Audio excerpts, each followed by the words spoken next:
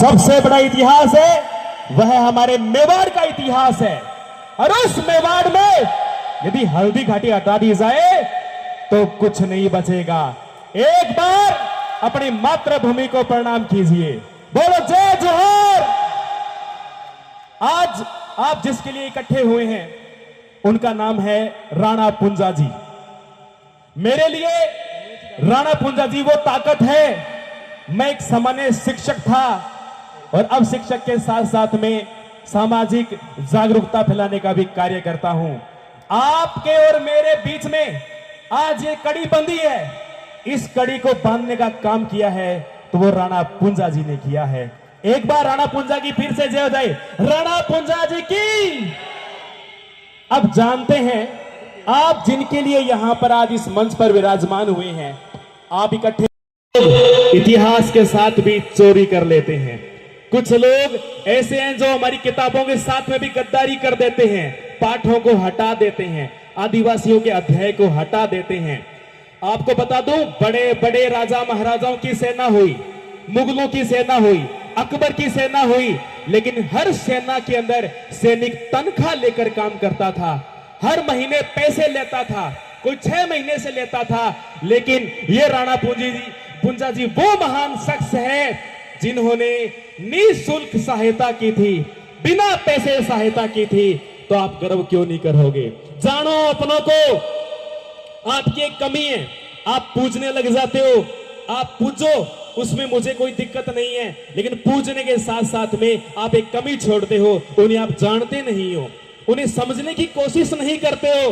तो इसलिए जानो और फिर पूजो।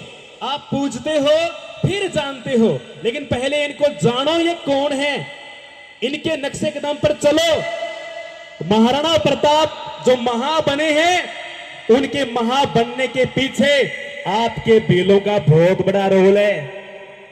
आपको एक बात और बताऊं, दोधा भील नाम के एक व्यक्ति थे। ये वही घाटियां हैं और मैं अपने आप को बड़ा गौरवशाली महसूस कर रहा हूं। मैं आज उसी धरती के ऊपर ये व्याख्यान कर रहा हूं। दोधा भील नाम के एक व्यक्ति थे जिन्होंने महाराणा प्रताप तक रोटियां पहुंचाई थी। इतना तेज दौड़ता था, मुगल कहते हैं सबसे पहले इस दोधा भील को खत्म करो, ये महाराणा प्रताप तक रोटियां यही पहुंचाती है। और आपको पता है उस दोधा भील को रोटी बना के कौन देती थी?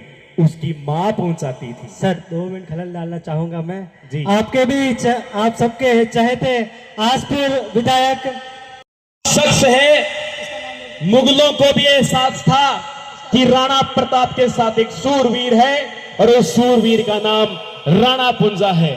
कोई लोग अपना बनाने में लगे हुए हैं, कोई बांटने में लगे हुए हैं, कोई तोड़ने में लगे हुए हैं। मैं कहता हूं कि योद्धा की कोई जाति नहीं होती, योद्धा अपने आप में योद्धा होता है।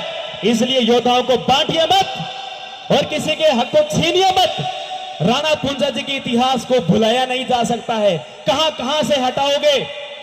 कुछ लोगों ने आप तक मैंने पहुंचाया था, कुछ लोगों ने मुझे भी टारगेट किया था कि आप राणा पुंजा जी को भील कैसे बोल रहे हो।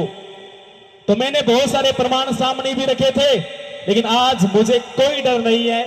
आपको मैं खुले दिल से कहता हूं कि राणा पुंजा जी भील थे, राणा पुंजा जी भील है और आपके दिलों में भी राणा पुंजा जी भील यूं ही समाये हुए रहेंगे। बोले राणा पुंजा भील की।